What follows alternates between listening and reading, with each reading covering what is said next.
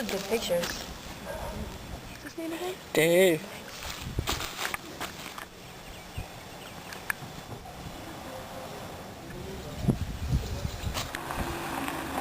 How good rain looks. Holy smoke, that's a beautiful thing. People are going to be happy to see this. Look at that. His coat's taking a glow. He still has weight to put on, but but Dr. Karen has saved the day. She saved this horse's life. Just say proper floating or proper equine dentistry, because these are all the tools. There's a lot of tools here I use for no power, but yes, my power stuff is here as well. And I use the power stuff, just so you know, you're not scared. I use power tools for corrective work, which, you know, ideally we're not always doing corrective work, just like your own dentist. He doesn't want to see you every time you need a root canal. He'd like to see you just for a cleaning, you know, right? I mean, like, it's the same idea. Problem in the past, would there be any scars in there? No, and, you know, I mean, not really. I mean, you... Oh, yeah. It's great. Oh,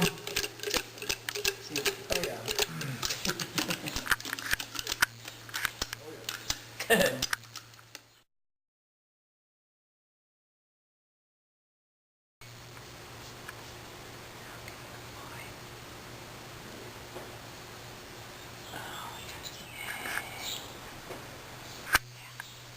Let's see. And here are the effects of sedation. What did we use? What was the... Stromoxidin and Twombly.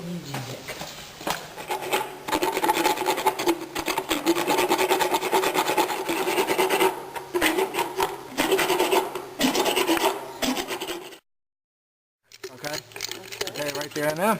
You also got opposite, okay, the lower arcades, okay, you got ramps, okay, so you have the opposite of hooks, you have ramps. See the back last two teeth in the bottom? Yep. You have two ramps, pretty good size ramps too. And then, you know, you can really tell when you look down the bottom there, Yep. you see not the last tooth, but the tooth before it. See how it's worn out, like really dished out? Like a gully. Yep. So when you look at that, you look up and you say, okay, there's a reason for it? Yeah, because look at the tooth opposing it. It's a big, we call that a step. Okay, and overlong, that's his 10, Yep. which is overlong. You can see the teeth go all the way back and you get to that second to last tooth and it's probably stepped down this much on both sides. Huh. Okay? And that's what's happening. So he's wearing himself out because he's got to eat, so he's got to use the teeth as best as he can, but he's wearing his teeth out abnormally because he's not balanced. His upper 11s are completely gone. I can't see, but his upper 11s, the last two teeth on the upper arcades are gone, you know, worn out right to the gum line because those lower opposing teeth are so high. And look at how much higher those lower two teeth are on both the last two teeth on the end, on the bottom, than the rest of them. Okay? Will he grow them back? Yeah, we're going to correct, you know, the upper ones, no, they're never going to come back. They'll never come back to look like a normal tooth. If there is any life left in them, which, you know, they might respond to relieving the pressure, which we're going to do, that's the key. But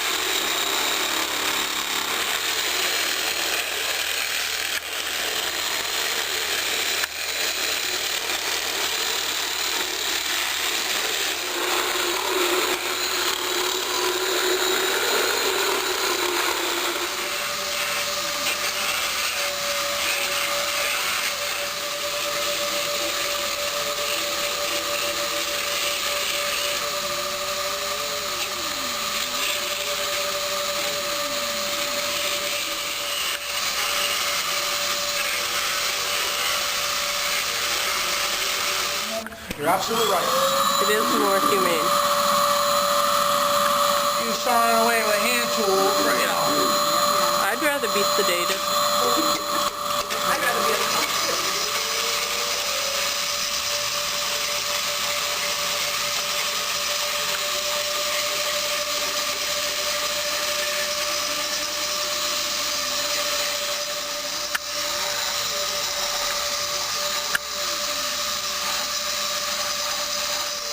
And now, I'm not done, but you can just see what a huge dramatic difference there is, okay, in this mouth. Ideally, you want to have a horse that's balanced, okay? It's very difficult with problems like this. There's bigger problems just to get a horse balanced.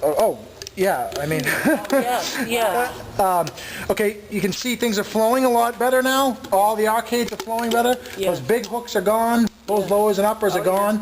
I'm going to touch up a few areas here and there, as I check them and stuff. But again, things are looking a lot better. Poor cheeks. Oh yeah, you can see his cheeks. I mean, his cheeks. I mean, you can see that doesn't feel good. No. I don't care how you spin it. This poor horse has been gnawing, cutting his cheeks up pretty bad, really bad. So you gotta give him.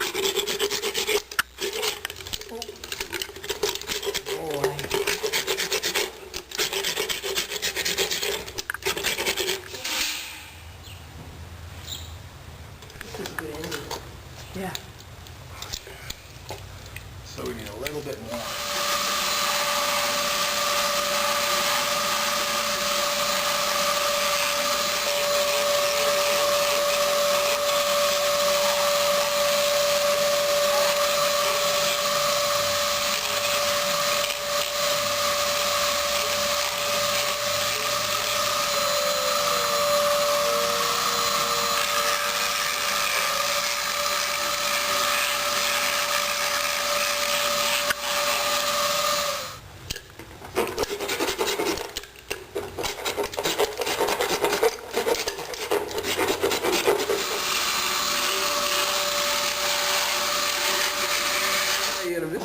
Grind.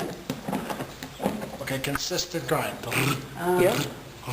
Okay. When teeth get, I'll show you when I do the chart too. Not only when teeth get long, hooks, ramps, steps, when teeth get long, they become dominant. Okay, when they're bigger than the opposing tooth, it's a dominant tooth.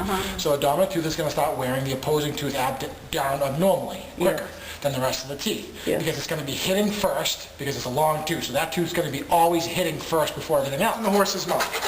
You might say, oh, you're crazy. No. Everything starts in the horse's mouth. If the horse has a problem in the mouth, it's going to affect his TMJ. It's going to affect the atlas or the pole. Okay, it's going to go right down the spine. Everything's connected.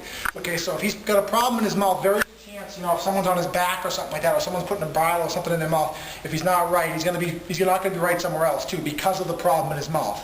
Okay, not always. I mean, there are other issues too, but very often they're very closely related. If a horse is for humans too. It's the same thing for humans. Okay, exactly.